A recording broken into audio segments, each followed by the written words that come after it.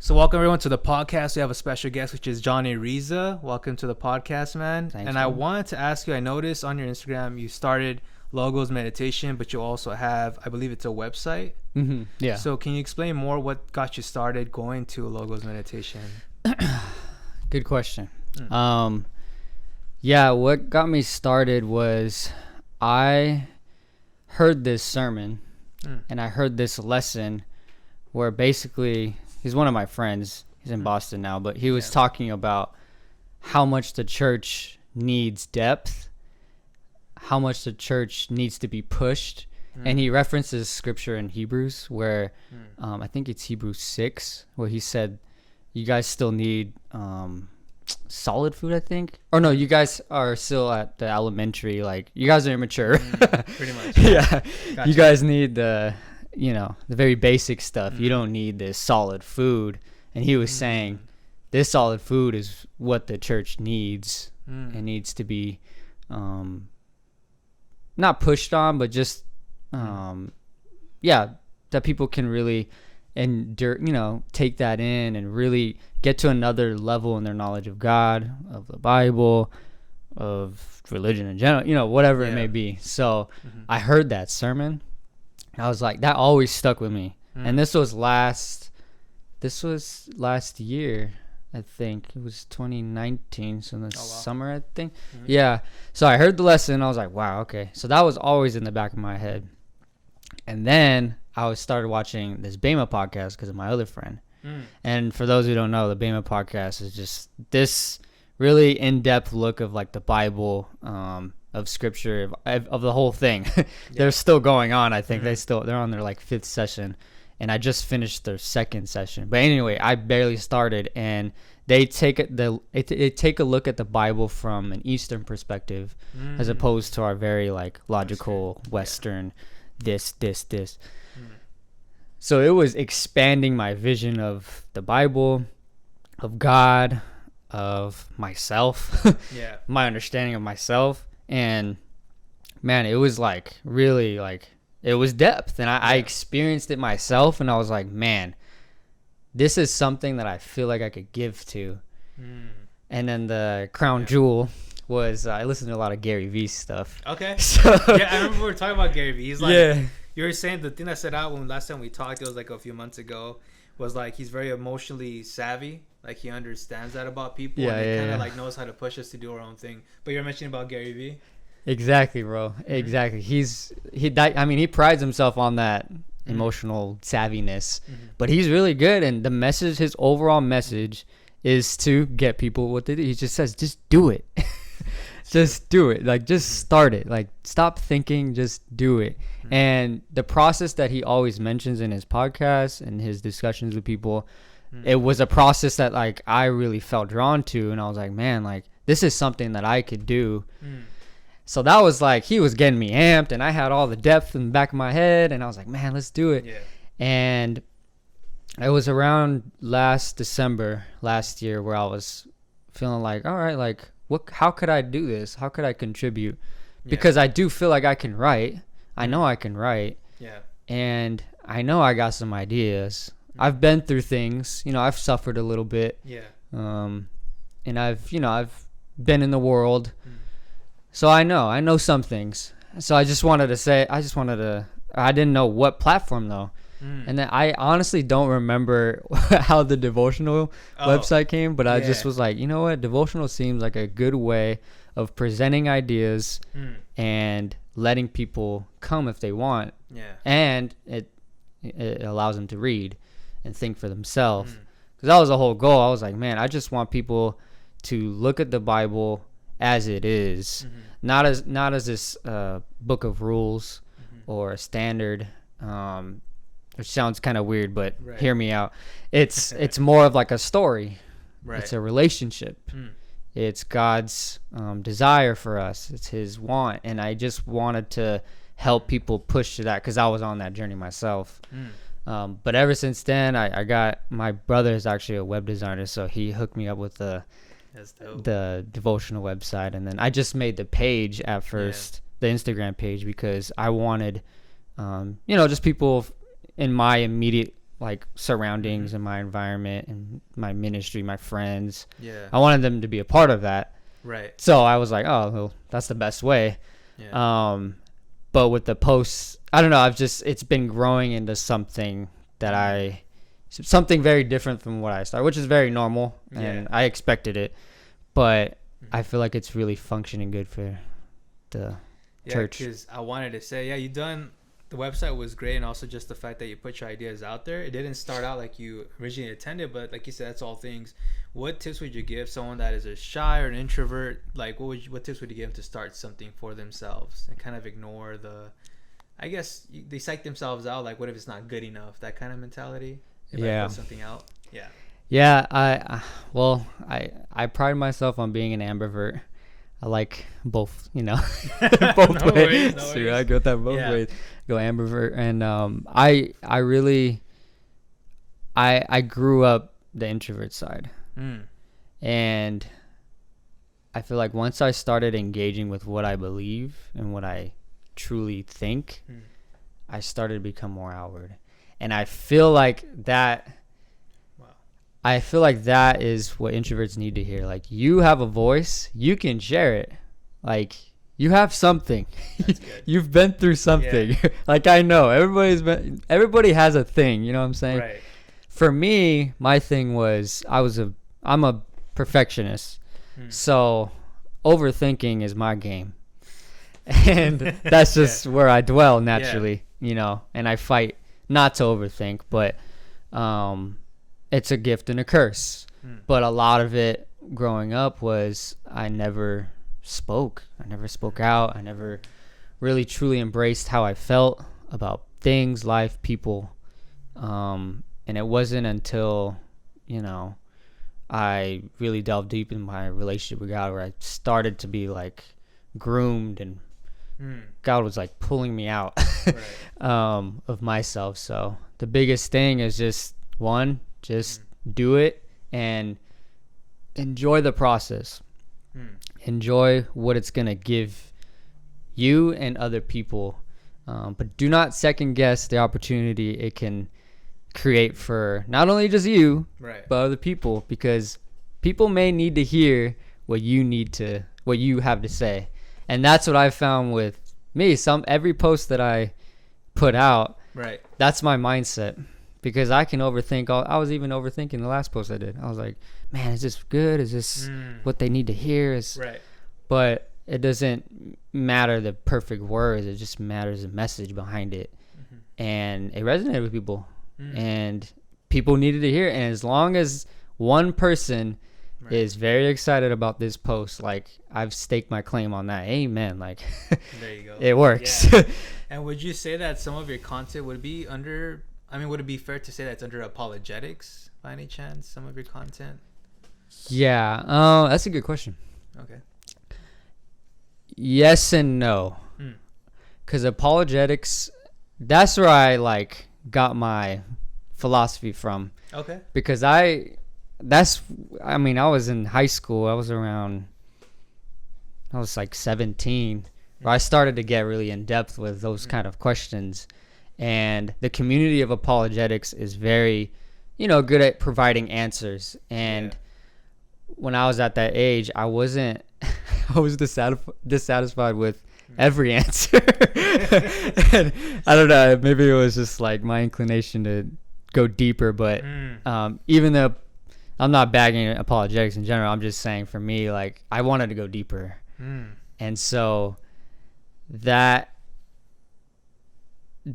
where I come from, because I'm kind of like an anomaly, if that makes sense. I may not even have ideas that coincide with what they exactly say. We're of the same faith, but you know what I'm saying, the same posture. I hope that makes sense. But I kind of consider myself outside, but it does touch on things like I even have this devotional that I answer the problem of evil, which is like a well-known philosophy question, and it's really lived. Like, people really feel that, but I don't really provide an answer, like a go-to answer, like a broad general answer that like this is it. Like I don't do that. And I to kind of like jump in really quick, I like how you said that in the beginning. Just you said it was high school you're digging into apologetics a little bit. I did like how you took it upon yourself. In a way, it could also build your faith because you decided to want to do more research on that end instead of, like you said, in apologetics. Not saying like all overall, but like when someone gives you the answers, you kind of stop exploring, and it doesn't depth the relationship that you would seek with God. So I like that you mentioned that, and it's great that you're able to do that with Logos Meditation and also the website. And I wanted to ask you, why did you decide to put out Church Burnout? Oh, the Church Burnout post.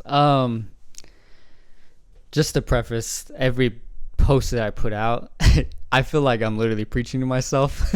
So everything that I put out, I've lived through, I need to hear, I put out because I want to keep myself accountable.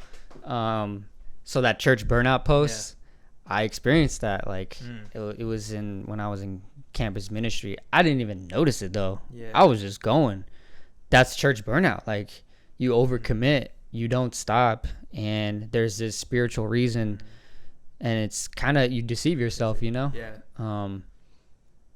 Did that answer your question? No, you did. And I just like, I really enjoyed that post because I just think of, like you said, right now you're in campus. I remember overcommitting too, and the justification was like, yes, you are serving God, but then there's something I had to learn was boundaries and when to say no, like you mentioned in the post, because I overdid things and I didn't give enough time for myself to develop in other areas like my career or whatever else I wanted to do, like or learn more about myself. Because even in my early 20s being in campus, I didn't give myself enough time to explore. So you posting that, and I saw that it got like a lot of likes and people were looking into it because they can relate. Maybe it'll give them the opportunity to be like, oh man, maybe I should reflect. And like you did yourself, is like, okay, what do I need to space things out? Because I definitely felt like church, like you said, sometimes you need little things like that that could help check the overall body and not overuse the parts. And so I think it was just good that you posted that out there. And then there was another one that you posted out recently, was the click.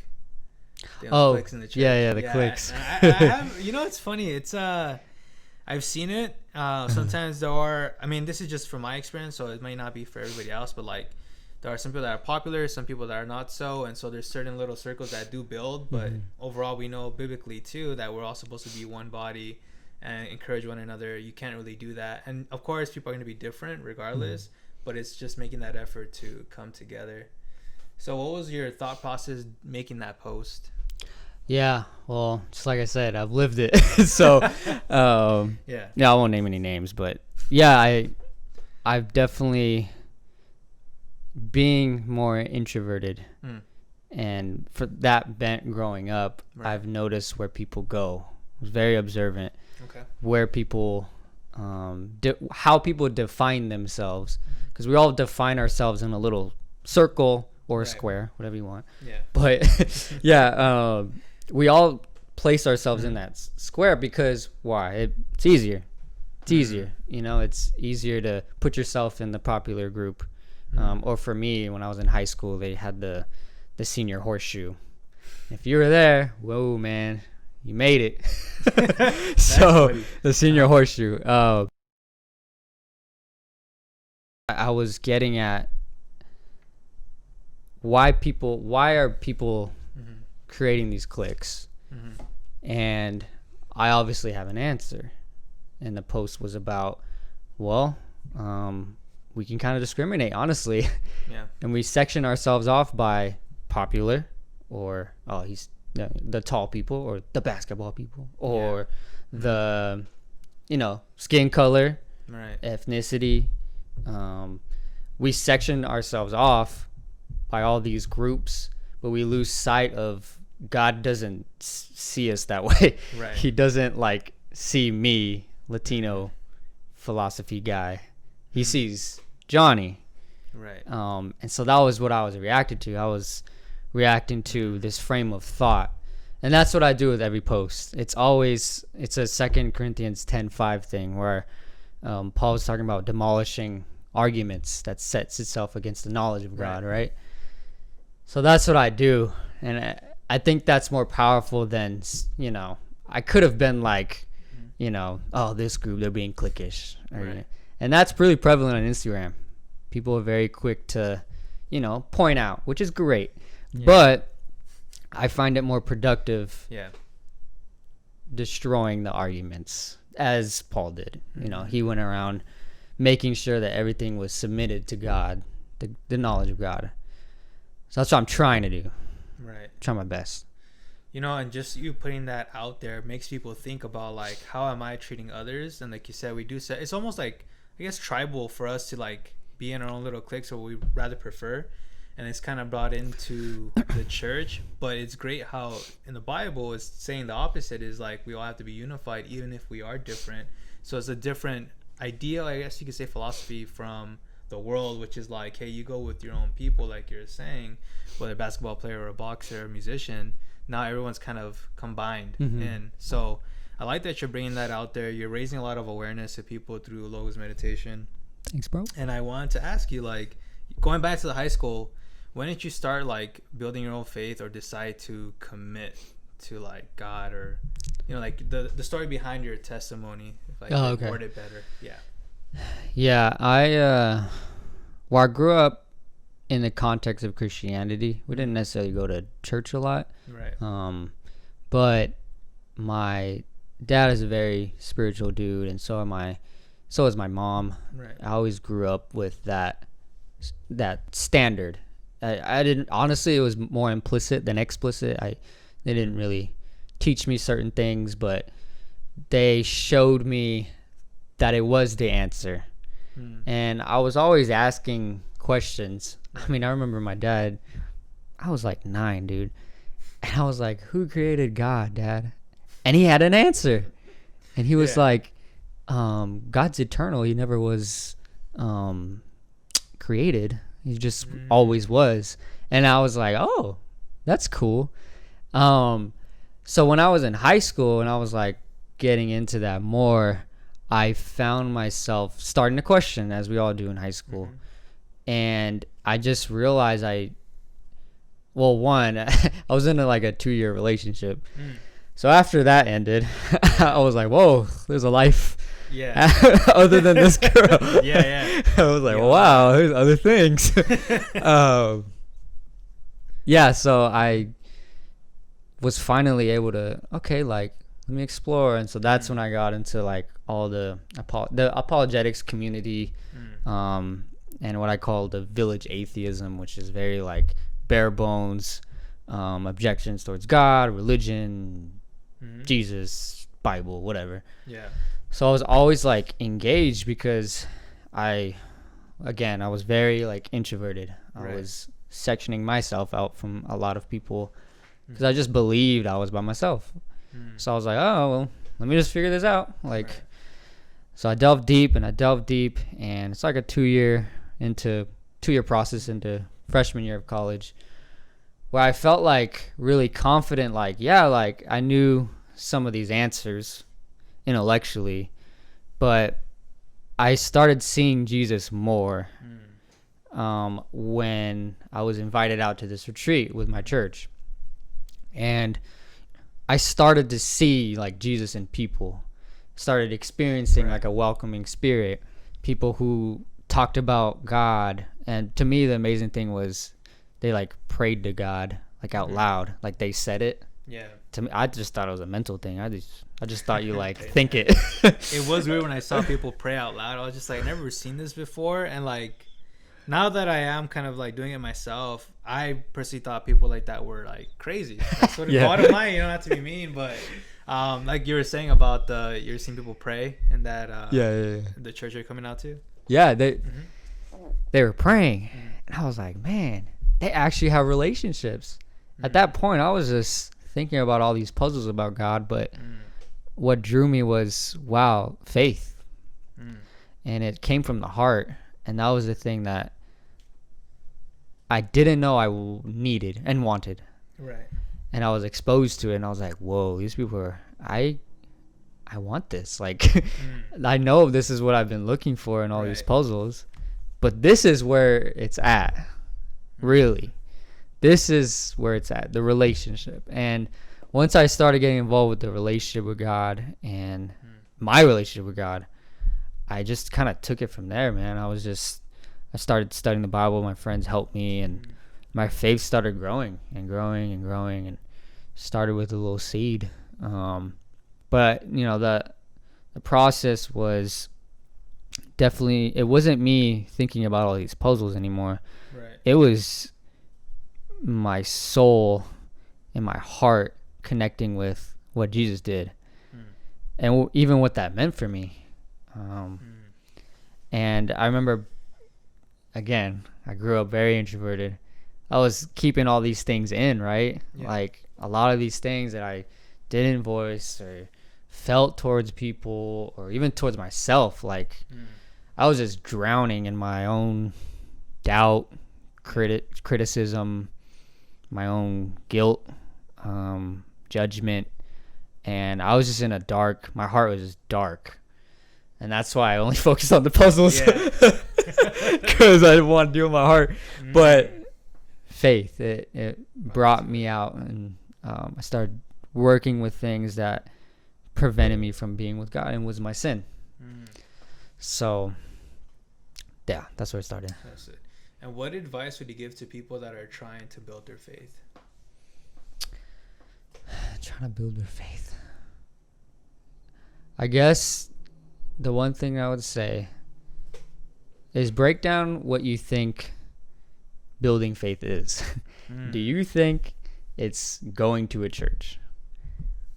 Amen. It is. But it's a little more.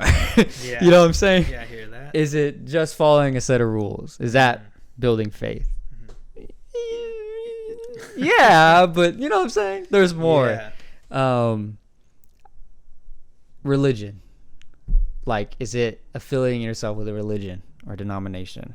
Like, yeah, you want to be with the right group, but there's more. And the more is, what is your relationship with God? Like, that's what it's about. What is your relationship with God? Because at the end of the day, that's what I've experienced, is that's what it's all about. And, you know, I started this website, you know, answering questions about things and, you know, arguments and writing or whatever. But I know in my heart, like, where it's really at is the relationship with God. Like, how are you daily? So I would just say, like, break down those things for themselves. Like, first, be real with yourself. What do you actually think that looks like? And is that true? Is that gonna lead to a relationship with God? I feel like once people break it down, like, God's right there. Yeah, and I did want to ask you too, I know that you mentioned that you have a background in philosophy. Was there something else that you want to pursue aside from philosophy, or are you set with that career choice? My mom was very vocal about that. Like, she's always been supportive of me, and she's always presented psychology. Oh, okay. Because I thought, and she thought, that's where you learn how to think. That's where you know, this is what people say, you know about the brain, and you get, you know, you learn how people behave, whatever. And the implication is, oh, you'll be a therapist, whatever. Which, you know, amen. People probably do that. But for me, when I went to college, I did that. It was like freshman year. I took like, it was freshman year. I like said undeclaredly, like, I was a psychology major. Yeah. And then I took a philosophy class.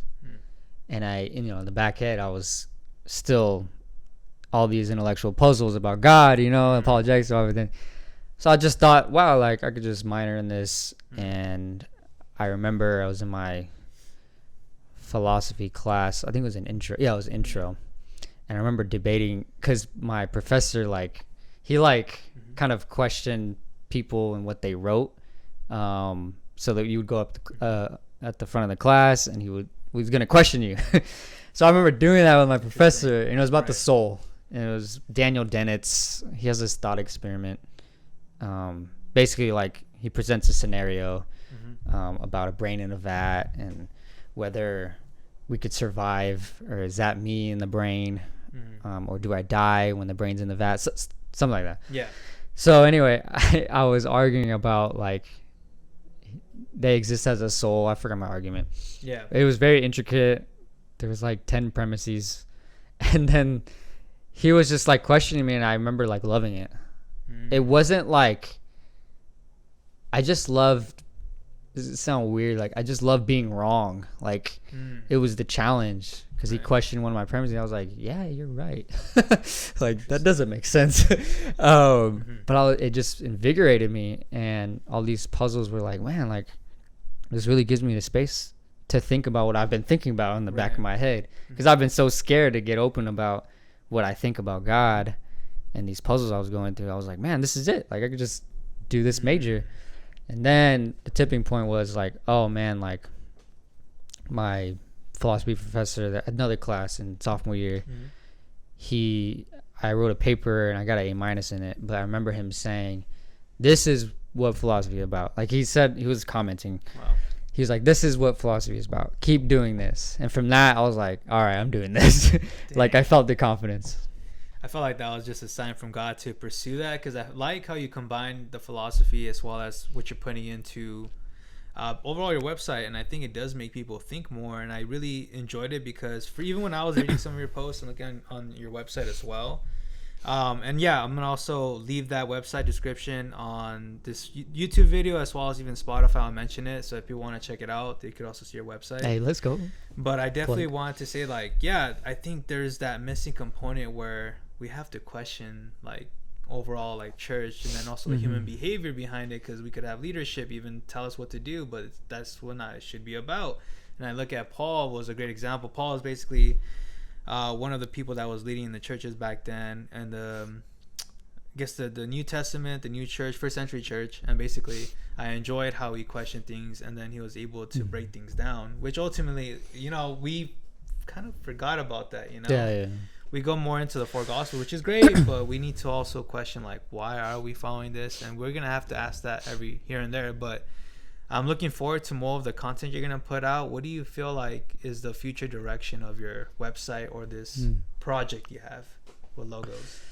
Kind of want to follow in your footsteps. Honestly, I want to give voice to particular aspects of faith, and to be able to, connect those different experiences. So I'll give you an example. Yeah. So what about physical health? We heard of the 1 Timothy 4:8 scripture, physical training is of some value. Okay. Yeah. But what about intermixing of the two? You know what I'm saying? Like, I see what you mean. What if I can get a dietitian to talk about that and how it affects our spiritual health? That's what I'm trying to do. Like, I'm really trying to get more involved. Great. Yeah. That's crazy, because I definitely do think that there's a network for that of people, professionals, within our church that could help with that. But that's cool. I would love to see that. And you were also mentioning potentially a podcast down the road for that. That would be the podcast. Okay. Yeah. Yeah, definitely look out for that as he rolls out with that. And I wanted to ask you another thing was COVID-19, 2020 has been a very difficult year. What do you feel has been a big lesson that you've learned? Good question. I learned a lot. The biggest thing I learned, because so much was happening, right? And to be honest, I wasn't that affected by it. And what I mean by that is, no one that I knew was sick, right, with COVID. I didn't lose my job. Yeah. I didn't like, my school didn't change, friends didn't change. You know what I'm saying? My life, other than like, I had to stay indoors more. I was already staying indoors to read because I was in school, right? Yeah. So I'm in my master's program. So it was an easier transition, but that was what I was struggling with.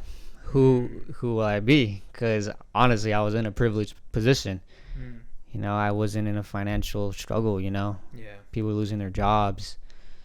And that's what I wrestled with at first. I was like, who am I going to be? And I felt the selfishness. I felt like, I'm good. Like, I don't need to do anything. Keep going. But it pushed me. And I did do that. I did try and give what I could. I felt like I had a lot of emotional energy. I had some money too, and just trying to find ways to help people. So I was pushed to help people, and then when everything with the injustice happened, that was a lot of like internal battles again. So we could get onto that, but yeah, that was part of it. Gotcha. And just random question, I know that you're a basketball fan, and I just want to bring this up randomly. Who would you? I don't know if you heard about the rumors of Chris Paul possibly coming to the Lakers. Lakers. Who would you take, Chris Paul or Rondo? Oh my gosh, Rondo, bro, playoff Rondo. That's. Did you see him in the last game of finals? Amazing. He went off. The second quarter. They should upgrade playoff to finals Rondo. That's so true, I was like, dang. Bro, he made the shot. He's been making more 3-pointers than he ever has in his career with the Lakers. And he's amazing at passing. And that's what was so helpful for them in that time. That's true. But he was making dimes, and he was making ridiculous shots. And that second quarter overall was crazy. But I think he had like 13 points at that. I don't know. He was getting up there. Yeah. But Rondo, man. Chris Paul, what do you think? What do you think about Chris Paul is more talented. I think here's the thing. Both of them are injured easily. I do think Chris Paul is better, but I think because Rondo has more grit and more experience, I would want to take Rondo again and offer whatever he wants to keep him. Seriously. Because that's already a championship with the Celtics, now a championship with the Lakers, and it's like you could probably do the back-to-back. And I think we may get Cousins, because we did waive him, but he's still coming to the facility. So, if he's fully healthy... He's just trying to get a ring at this another one, yeah, pretty much. He's been T-popping with the Warriors. Oh, I didn't get that. That's crazy, bro. Hey, man. I was going to ask you, if you could pick your starting 5 for like a dream team, it could be any era or player, who would they be? Oh, my gosh, I've never been asked this. This is amazing. Like all-time team. Yeah, you could have Magic Johnson. You could have whatever in there. Man, that's hard, bro. I want a killer mentality, so I'd say Kobe, because recently he passed. Yeah. Rest in peace. So I'm just gonna say Kobe instead of MJ. Yeah. We all want MJ. Hey man, we're gung ho about Jordan. Last Dance. Yeah. But let's do Kobe. Okay. He's gonna be shooting guard. Yes. Okay, shooting guard. Yes. I want a strong center. I would go with Shaq. Kobe. They've been together. Yeah, experience. They've been titles, together. Nothing. I would choose Anthony Davis. Ooh, yeah. I can see that. That's contentious. People could go with 80s guys. Point guard, Magic Johnson. Got to. The passes like a Rondo, crazy. But better. Yeah, way better, taller. Yeah. Taller. Crazy. What am I missing? So you have Magic Johnson at point guard, Kobe at shooting guard, and I think Davis at power forward, I believe, and then you have center Shaq, so you need a small forward. What about you? For me, that's gonna be, man, it's a tough one. So I'm gonna have to go with Jordan. Okay. I'm gonna have to go with Shaq because he's just a great dominant. Tracy McGrady. Ooh, yeah, T-Mac. Yeah, T-Mac. Man, he never got injured. Houston T-Mac. I would go with. Man, those are tough. It's either Houston or Magic, but I'll probably go with the. No, he was Toronto when he was with Vince Carter, so I'll probably take Toronto. Okay. T-Mac. All right. I don't know. Okay, so MJ, Shaq, Scottie Pippen. Oh, I forgot about that. And I think I'm missing one more. Oh, Jordan. So that should be 5 right there. So I got 2 Bulls. Yeah. I think it was Pippen, Jordan, Shaq, Tracy McGrady, and who did I say the other person was? I don't think you. Oh, you know what? I didn't get a point guard. Yeah, you didn't. Point guard. Who would? For fun, I'll get Magic. Nah. No. I'll get Larry Bird. Oh, okay, Larry Bird. Yeah, so get Celtic. All right. You thought about your small forward yet? I'll get back to you. I don't know. I actually don't know a lot of small forwards. No, I feel it, bro. It's not talked about position. But I did want to say, was there anything you wanted to mention before we wrap up the podcast? Any last words or final words? Or any shout outs? Or anything you feel like people should check out? Any shout outs? Definitely check out you. Please. Keep listening to this. definitely. I'll just say, just as a general, I guess, advice point or whatever. Yeah.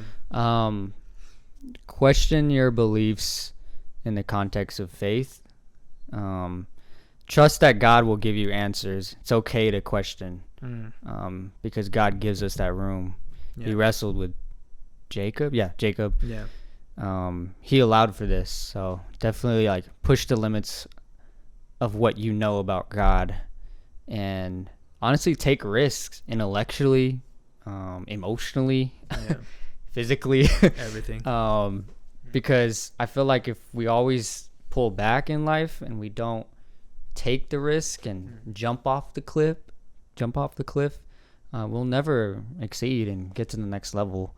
And that's the biggest thing I'd say to people. But definitely follow my Instagram page. That'd be cool. We're trying to do more things, but it depends on followers and what people want to hear. So if you want to have a voice, definitely go follow it. And then the website, Logos Meditations. Very, very cool. And I'll post that up there.